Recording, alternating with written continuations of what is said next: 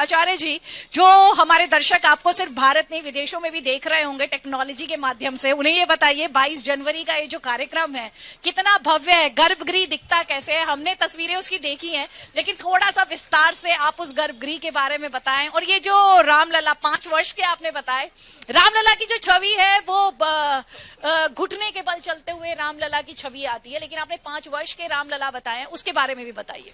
देखिए, अभी मैं बता देता हूँ, हमारे साथ इकबाल अंसारी जी हैं। जितने भी संघर्ष चले उसमें ये हमारे साथ रहे, बराबर ये बैठ करके देश, हमारे भक्तों को, देशवासियों को यह संदेश दिया जाता था अयोध्या से कि ये घटनाएं अयोध्या में है, लेकिन यहाँ पर किस प्रकार के गंगा जमुनी संस्कृति है, इसे दर्शाने के लिए हम दोनों बैठते थे और ऐसे डिबेट पर बोलते थे। तो यह इसका प्रभाव जो है पूरे देश में पड़ा और सभी लोगों ने इसकी सराहा। और अभी देखिए, प्रधानमंत्री के आने पर जब इन्होंने पुष्प वर्षा की, बहुत अच्छा रहा। रही बात की जो हमारे रामलला के गर्भगृह है, जहाँ रामलला विराजमान होंगे 22 जनवरी को, वह अपने आप में अद्भुत दृश्य है। कोई भी जब दर्शन करेगा और उनसे पूछा जाएगा कि कैसा गर्भगृह है जहाँ रामलला विराजमान है, तो वह कल्पना यही करेंगे कि जैसा हम लोग कहते हैं, सोचते हैं, शास्त्रों में वर्णन है कि भगवान जो परमात्मा नारायण है, वह जब स्वर्ग में अपने स्थान पर बैठता है, वो दृश्य जिस प्रकार दिखाई देती है, वही दृश्य यहाँ जब रामलला विराजमान होंगे अपने गर्भगृह में, वही दृश्य दिखाई देगी जो वैकुंठ में बैठे हुए नारायण की दृश्य दिखाई देती है। और यह दृश्य इतना सुंदर, कितना भव्य और दिव्य है।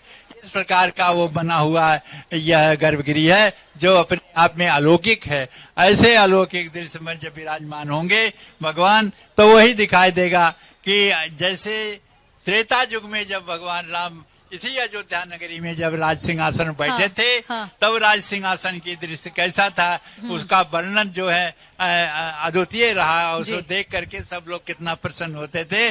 और यही बात आएगी, उसमें और क्या दृश्य दिखाई दिया, क्या परिवर्तन हुआ, वह दिखाई दिया कि राम राज बैठे त्रैलोका, हर्षित भय गए सब शोका। सारे देशवासियों का, जन के परमात्मा भगवान राम में श्रद्धा और विश्वास भक्ति रखने वाले, उनके शोक दुख सब समाप्त हो गया था।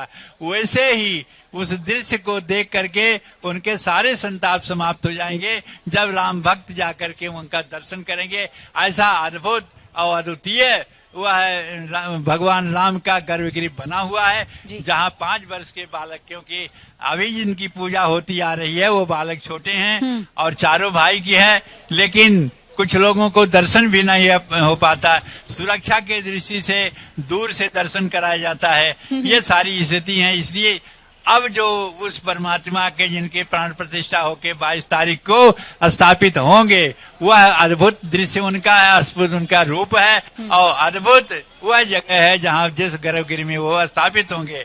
इसलिए जब भक्त लोग दर्शन करेंगे राम भक्तों को, तब वो जब वर्णन करेंगे तो जो लोग नकार रहे हैं वो सोचे, कहेंगे अरे ऐसे दृश्य को हमको क्यों नहीं देखने को मिला, ऐसा सोचेंगे और वो अपने आप में परेशान हो हृदय में कि ऐसा क्या हो गया। वो ऐसा दृश्य है जिस जो देखने लायक है।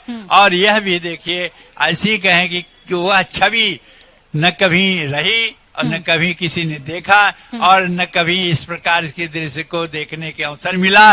ऐसे दृश्य को देख करके हमारे भक्त गदगद हो जाएंगे, प्रसन्न हो जाएंगे और जैसा मैं कहा हूँ उसी प्रकार से उनके जितने ही कष्ट वो सब दूर हो जाएंगे, उनको शांति और सुख का लाभ मिलेगा।